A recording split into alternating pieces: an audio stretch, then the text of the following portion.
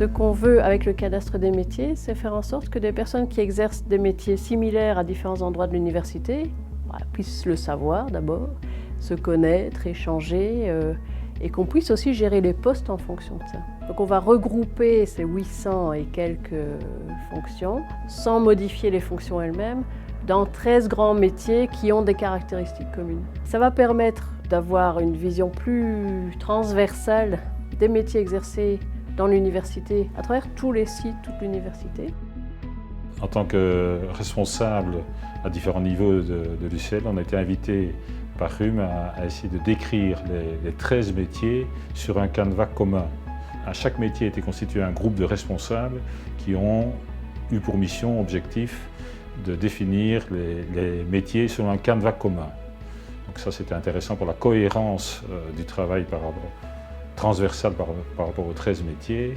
J'attends beaucoup, moi, en tant que responsable, comme d'autres, de cette analyse métier pour de niveau 1, pour tout ce qui est mobilité et évolution de chacun d'entre nous. Le cadastre des métiers tel qu'il a été mené ou tel qu'il va être mené au sein de l'institution reconnaît les métiers qui sont exercés par les membres du personnel. Non seulement il les reconnaît par une meilleure visibilité et lisibilité, mais surtout il va en exprimer la richesse, les chemins possibles d'évolution, la complémentarité. Savoir qui, grâce au cadastre métier, qui parmi les collègues exerce le même métier tout en se situant dans une entité différente et donc un environnement différent, va permettre de faire appel plus facilement pour échanger les bonnes pratiques, les bonifier et les faire évoluer. Un des grands intérêts du cadastre des métiers, c'est d'utiliser un langage commun pour décrire les métiers et pour décrire les compétences qui sont nécessaires pour les exercer. Alors l'avantage que cela, c'est que cela facilite considérablement les comparaisons entre des métiers des fonctions plutôt qui a priori ont l'air très différentes au sein de l'université. Par exemple, des ingénieurs industriels, certains ingénieurs industriels et des techniciens de laboratoire de niveau 1 exercent des fonctions qui apparemment sont assez différentes, alors qu'en réalité, elles mettent en œuvre des compétences qui sont très semblables, des compétences en matière de collaboration, des compétences en matière de communication.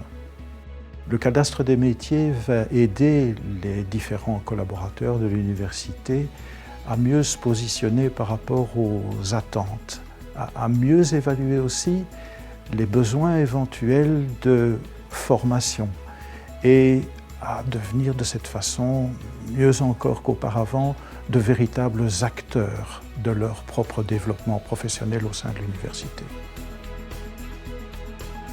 Donc dès le départ, le secteur des sciences et technologies s'est engagé dans une démarche dynamique et volontaire de gestion de son cadre de personnel, notamment administratif et technique. La priorité de notre démarche reste de répondre aux situations spécifiques de terrain. Qu'il s'agisse d'aspirations individuelles, des souhaits d'évolution de fonction, des souhaits de mobilité, qu'il s'agisse de faire face à des manques, des besoins au niveau de nos entités, comme ils les rencontrent au quotidien. Et encore, et c'est là que réside notre originalité, de pouvoir répondre d'une manière solidaire et innovante à de nouveaux défis, de nouveaux besoins, la création de nouvelles fonctions, de nouveaux périmètres dans un environnement comme le nôtre qui évolue continuellement.